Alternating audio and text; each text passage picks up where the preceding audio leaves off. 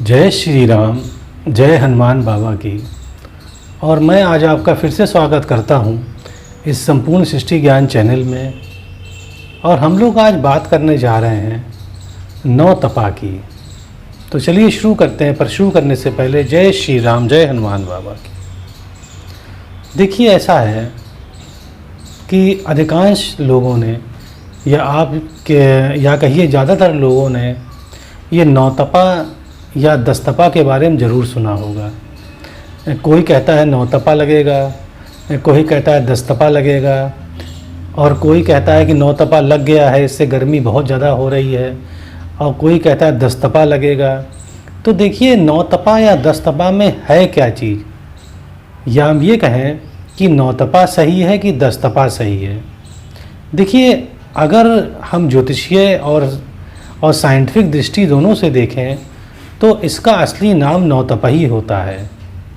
तो हम लोग आज बात करने जा रहे हैं कि 9 तपा क्या होता है, और इन 9 तपा को हम लोग 9 तपा क्यों कहते हैं, और इसमें क्या पूजा पाठ करना चाहिए, और इसमें कैसा खाना खाना चाहिए, और जो ये 9 तपा होता है इसमें इतनी अधिक गर्मी क्यों पड़ती है, इस पर हम लोग आज बात करने जा रहे हैं। तो चलिए शुरू करते हैं। देखिए, ऐसा है, ये कहा गया है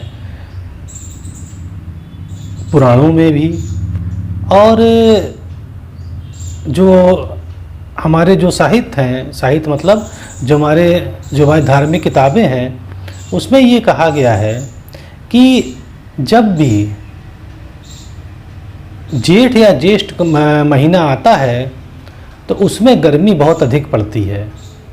फिर हम बता दें आपको कि जब भी जेठ या ज्येष्ठ का महीना आता है इस ग्रीष्म ऋतु में, तो गर्मी बहुत अधिक पड़ती है। अब देखिए, इसका कारण क्या है। कारण इसका ये है कि जेठ महीने में ही या ज्येष्ठ महीने में ही सूर्य ये 15 दिनों के लिए रोहिणी नक्षत्र में आते हैं, या ये कहिए कि सूर्य जो हैं वो 15 दिनों के लिए इस रोहिणी नक्षत्र में विराजमान होते हैं।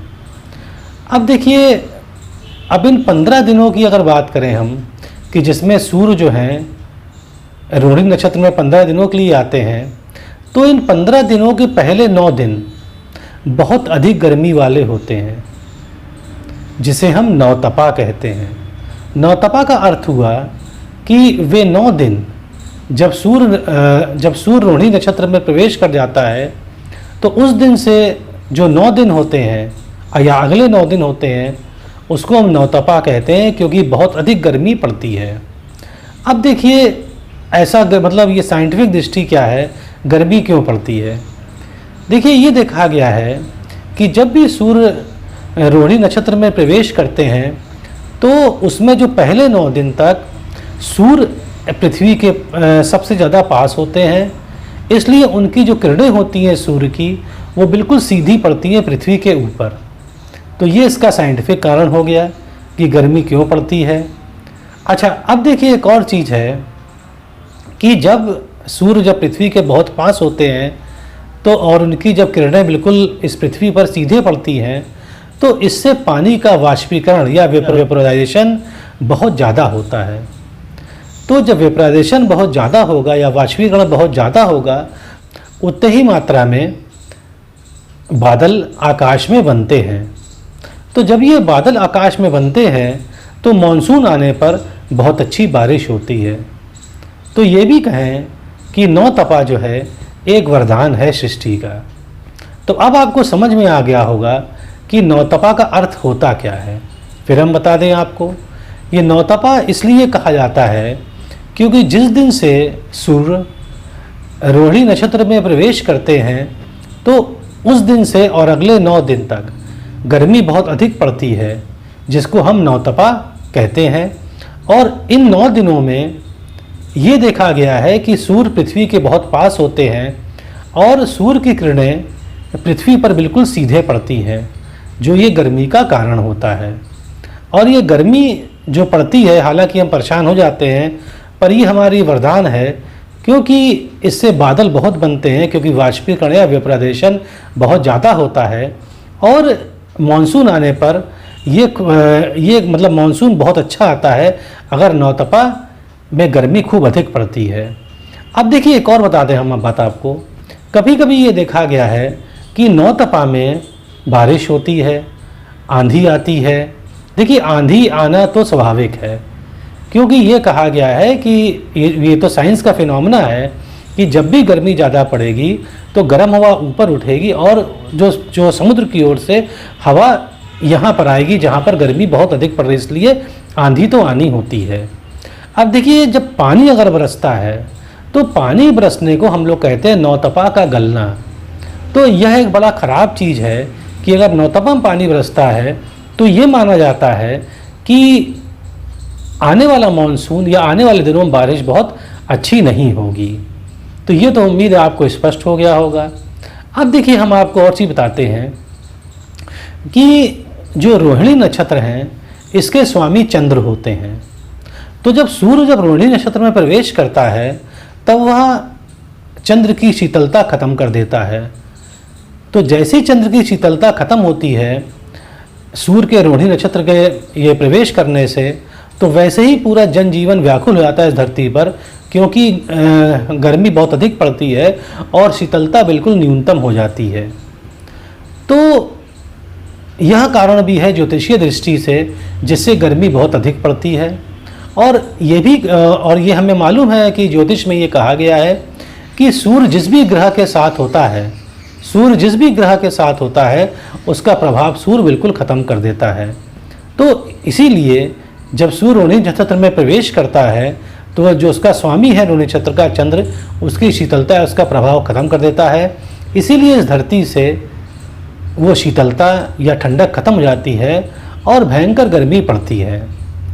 अब देखिए इसमें यह भी कहा गया है कि जैसे कोई भी मांगलिक कार्य, जैसे शादी है, मुंडन है या कोई भी मांगलिक कार्य इसमें नहीं करने चाहिए। दूसरी बात, इसमें हल्का भोजन करना चाहिए। इसमें गरिष्ठ मतलब हेवी भोजन मत करिए। अगर आप मांस और मछली खाते हैं तो वो भी मत खाइए, क्योंकि इस समय जो 15 दिन होते हैं या जो हम कहें जो पहले 9 दिन होते हैं वो अत्यधिक गर्मी वाले होते हैं और इसमें खाना सही से पचता नहीं है। तो हल्का भोजन ज़रूर करिए और जल का सेवन खूब करें। अच्छा, अब देखिए हमने कहा था इसके पूजा पाठ के बारे में। देखिए ऐसा है कि पूजा पाठ करने के लिए इसमें ये पुराणों स्कंद पुराण में भी कहा गया है कि इसमें आप खूब जल को दान करें। देखिए जल को दान करने का मतलब क्या है। और एक चीज़ और पहले बता दें आपको कि जो जेठ महीने में ही ये नौतपा आता है, तो ये भी कहा गया है पुराणों में कि अगर ज्येष्ठ या जेठ के महीने में अगर हम जल दान करते हैं तो सूर्य भगवान हम पे विशेष कृपा करते हैं। अब देखिए आप जो जल कैसे दान करेंगे। देखिए ऐसा है, आप लोगों को कहते खूब जल पिलाइए या घड़ा जो है अपने घर के बाहर रख दीजिए जिससे जो प्यासे हैं वो जल पिएं। और शिव जी को आप खूब जल चढ़ाइए।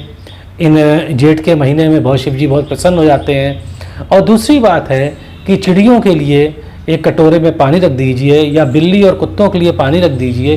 तो यह सब होता है जलदान करना। तो अगर आप जलदान करेंगे ज्येष्ठ के महीने में और ये नौतपा तो उसी में पड़ता है तो आपको विशेष पुण्य मिलेगा। तो देखिए हमने आपको आज बताया कि नौतपा या दस्तपा का अर्थ क्या है। तो नौतपा ज़्यादा उचित है कहना, दस्तपा इतना उचित नहीं है, क्योंकि ये पहले 9 दिन जो होते हैं जब सूर्य रोहिणी नक्षत्र में प्रवेश करता है तो जो पहले 9 दिन होते हैं बहुत गर्मी वाले होते हैं, क्योंकि इस 9 दिनों में जो पृथ्वी है वो सूर्य जो है पृथ्वी के बहुत पास रहते हैं और उनकी किरणें बिल्कुल सीधी पड़ती हैं। तो उम्मीद है आपको अच्छा लगेगा या समझ में आया होगा। अच्छा लगता है तो सब्सक्राइब करिएगा। अब मुझे आज्ञा दीजिए। जय श्री राम, जय हनुमान बाबा, जय प्रभु।